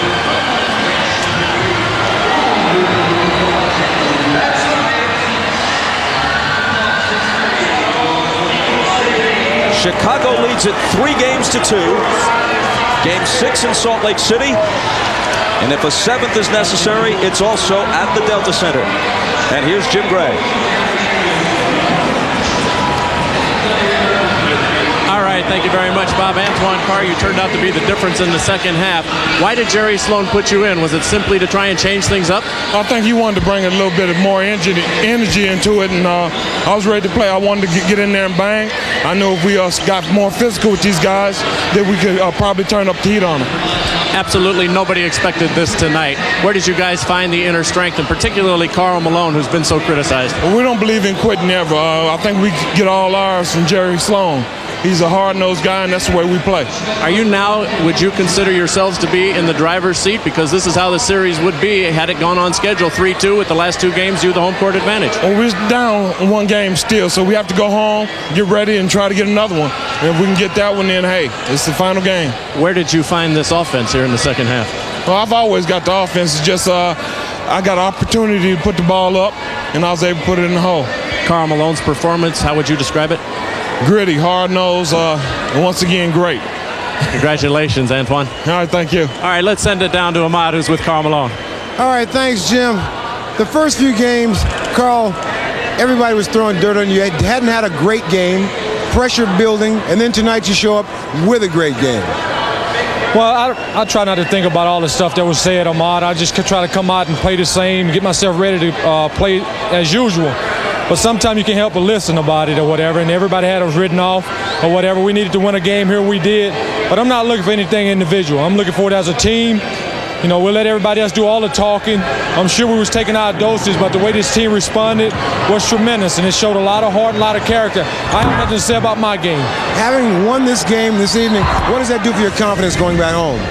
1 game at a time. Like we said, we needed this game right here, and 1 game at a time. And like I said, if we continue to play as a team, we got a good chance. We're going back home now. Shouldn't get in the comfort zone because those guys are going to give us everything they got on Sunday. But the most important thing, we won the game we needed to win as a team, not as Karl Malone, but as a team. Well, Karl Malone, the mailman, has delivered here tonight. Well, thank you. All right, thanks, Karl. Back to you, Bob.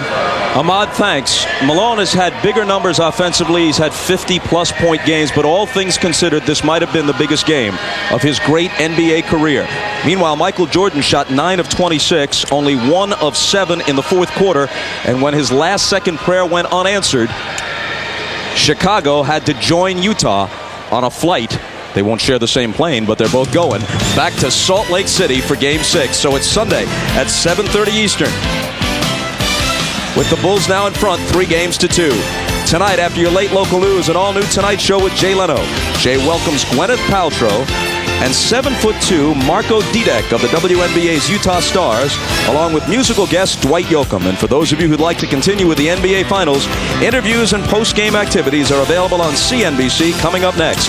For Isaiah Thomas, Doug Collins, Jim Gray, and Ahmad Rashad, I'm Bob Costas. The Utah Jazz, very much alive, and this has been the NBA on NBC.